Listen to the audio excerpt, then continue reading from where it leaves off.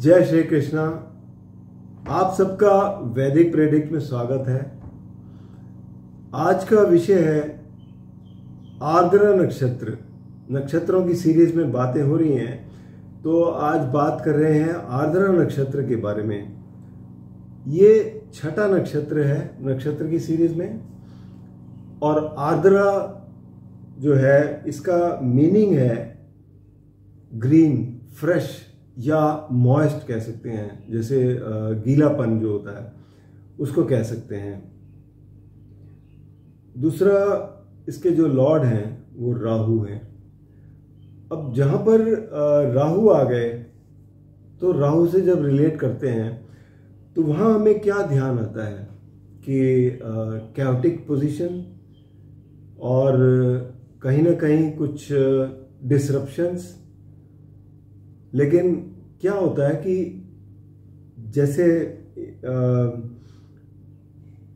बारिश आती है, थंडर स्टॉर्म आते हैं, चारों तरफ ऐसी स्थिति होती है, गड़गड़ाहट सी होती है, तो थोड़ा सा डर भी लगता है, क्योंकि पता नहीं होता कि कैसी सिचुएशन रहेगी, क्या रहेगा।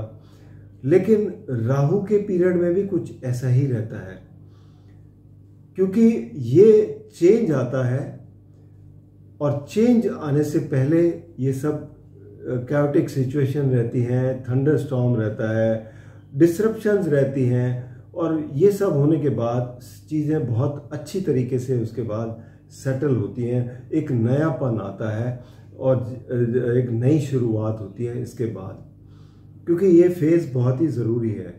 इसलिए ये रुद्र से भी जुड़े हुए हैं, क्योंकि रुद्र, शिव का जो फॉर्म रुद्र है, वो क्या करते हैं, उनका पर्पस यही है कि जो चीज़ एक पुरानी चीज़ है जो डिके हो चुकी है, उसको ख़त्म करके किस तरीके से उसको फिर से नएपन में लाना है।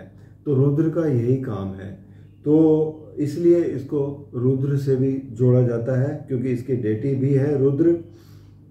सिंबल ज़्यादातर यही कहेंगे, जैसे टीयर ड्रॉप भी हो सकती है, या वाटर ड्रॉप कह लो, और डायमंड्स भी कह लो, क्योंकि डायमंड में भी कई लेयर्स होती हैं।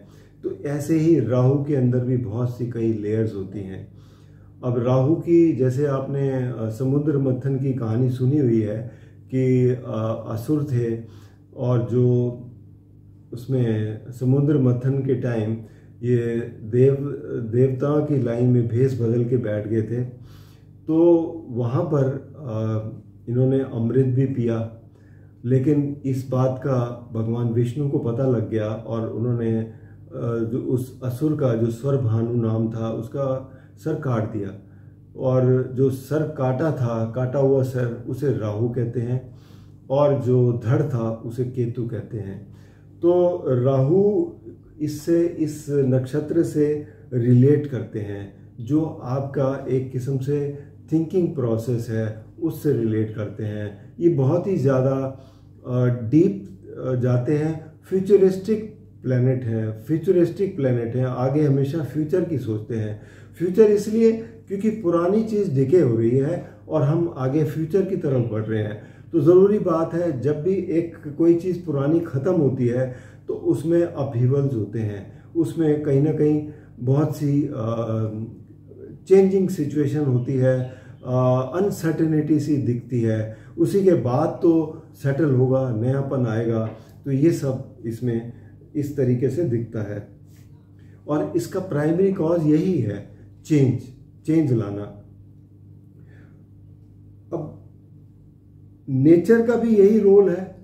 जब भी नेचर में इस तरीके की सिचुएशन आती है, हरिकेन्स आते हैं, थंडर स्टॉर्म आते हैं, तो पृथ्वी पर जो सिचुएशन बन चुकी होती है, इतनी गर्मी पड़ती है, तो उसके बाद उसको ठंडा करने के लिए, उसको चेंज करने के लिए ये सब आता है। तो उसके बाद मॉइस्ट हो जाती है, और मॉइस्ट होने के बाद जब आप धरती देखते हैं तो किस तरीके से ग्रीन होती है, फ्रेश लगती है। यही इसका नक्षत्र का भी यही पर्पस है। और ये काम करते हैं मेंटल और इंटेलेक्चुअल लेवल पे, क्योंकि ये हेड पोर्शन है राहु का, तो इसलिए ये यही सब काम करते हैं। बहुत ही ज़्यादा चतुर, क्योंकि दिमाग से काम करने वाले हैं, बहुत ही चतुर हैं, मैनिपुलेटिव बहुत होते हैं। तो ये सब क्वालिटी इनमें होती है। इसको फीमेल से रिलेट कर सकते हैं क्योंकि मॉइस्ट है, फ्रेशनेस है इसमें और टेंडरनेस है, तो ये सब चीज़ें भी हैं। बॉडी पार्ट्स अगर इसमें देखें तो आर्द्रा रिलेट्स टू हेयर और साथ में eyes and front end back portion of the head, ये बॉडी पार्ट से रिलेट करते हैं। इनका जो दोष है वो होता है वात दोष से रिलेट करते हैं। ये डायरेक्शन इज साउथ वेस्ट। अच्छा, फर्स्ट पदा जो है, क्योंकि ये पूरे के पूरा मिथुन राशि में पड़ते हैं, एरी साइन है, इसलिए वात दोष भी होता है इसमें। फर्स्ट पदा जो है जाता है धनु राशि में। धनु राशि में जो फर्स्ट पदा में मून जिनका पड़ा होता है वो धनु राशि में जाएगा। और ये लोग हैप्पी गो लकी टाइप होते हैं, इनके काम बहुत जल्दी होते हैं और they are very carefree type होते हैं। इनके बहुत ही अच्छी वो रहती है, इनकी स्थिति रहती है। दूसरा जाता है कैप्रिकॉर्न में, सेकंड पदा। अब कैप्रिकॉर्न जो साइन है वो बहुत ही मटेरियलिस्टिक है और पैसिवनेस भी है थोड़ा सा और सीरियसनेस भी है इसमें। तो इसलिए ये लोग बहुत ही आपको सीरियस मिलेंगे, बहुत सोचते हुए मिलेंगे और इनका सारा ध्यान मटेरियलिस्टिक चीज़ों पर लगा रहता है। तीसरा जो है वो थर्ड पदा जाता है कुंभ राशि में। अब कुंभ राशि क्या है?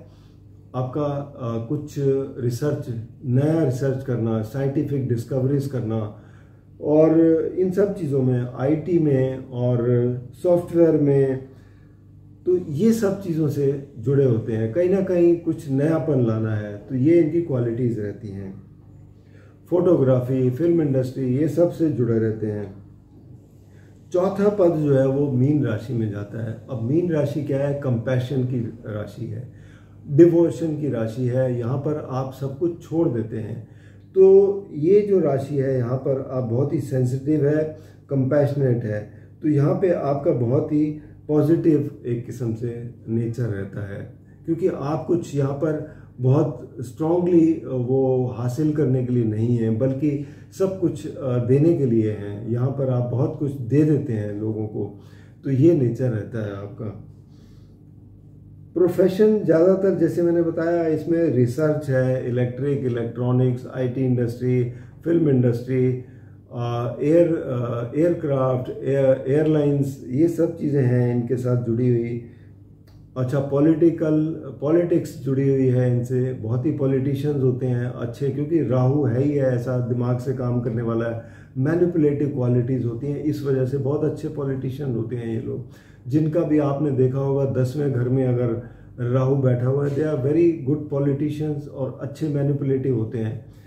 तो ये सब चीज़ें हैं। उसके बाद वैसे देखा जाए तो they are very upward looking, नक्षत्र भी अपवर्ड लुकिंग है, तो ऊंचा ही जाता है ये, जहाँ पर भी आपको काफ़ी फ्यूचरिस्टिक है, जो आपको आगे लेके जाता है। और महीना जो रिलेट करते हैं इसका वो है मार्गशीर्ष का सेकंड पार्ट, और एकादशी तिथि इससे रिलेट करते हैं राहु इसके नक्षत्र से। और दूसरा जो ये इनका जो नेचर रहा है ना, बेसिकली एक तो खर्चीले भी बहुत होते हैं, और साथ में कई चीज़ें ऐसी भी होती हैं जो परवाह भी नहीं करते हैं। कई बार तो इतना कुछ दे देते हैं कि मतलब जितना कैपेसिटी नहीं होती उससे कई बार बहुत ज़्यादा कर देते हैं, और कई बार बहुत सी चीज़ें ऐसी भी हैं जो छोड़ भी देते हैं, भूल भी जाते हैं। तो ये सब क्वालिटीज़ हैं, मतलब अनसर्टेनिटी रहती है, इस वजह से ये नेचर है इनका। तो जहाँ पर भी कैओटिक सिचुएशन होगी, अनसर्टेनिटी होगी, जहाँ पर कुछ चेंजेस बहुत सर्टेनिटी होती है, वहाँ पर ये ज़रूर इसका नेचर रहता है। और दूसरा, अगर राहु ज़्यादा उसमें परेशान करता है, क्योंकि जैसे अगर एफ्लिक्टेड हो मंगल से, शनि से अगर एफ्लिक्टेड हो जाए, तो बहुत ज़्यादा परेशान करता है। जो चेंजेस आते हैं वो काफ़ी ऐसे होते हैं कि नुकसान भरे होते हैं, तो उससे जो है आपका काफ़ी मेंटल जो है डिस्टरबेंस रहती है। उसके लिए सबसे बड़ा इसके लिए जो उपाय है अच्छा, वो यही है कि आप रुद्राभिषेक करें। रुद्राभिषेक करना आपके लिए बहुत ही सहायक रहता है। उसकी भगवान शिव की आराधना करें, जिससे आपको जो है इन सब चीज़ों से छुटकारा मिलता है। तो ये आर्द्रा नक्षत्र के बारे में जो मैंने बताया आपको, उम्मीद करता हूँ ये आपके लिए काफ़ी लाभकारी सिद्ध होगा। और कोई भी प्रश्न हो, कोई भी आप अपने कमेंट देना चाहें तो ज़रूर लिख के भेजिए, इसका आपको मैं ज़रूर उत्तर दूंगा। और अंत में यही रिक्वेस्ट करूंगा कि अगर आपने चैनल अभी तक सब्सक्राइब नहीं किया तो कृपया सब्सक्राइब करके बेल आइकन ज़रूर दबा दें, ताकि आने वाली वीडियो की नोटिफिकेशन मिल जाए। और अगर आपको वीडियो पसंद आए तो इसे लाइक करें, शेयर करें, ताकि दूसरे भी इसका लाभ उठा सकें। धन्यवाद।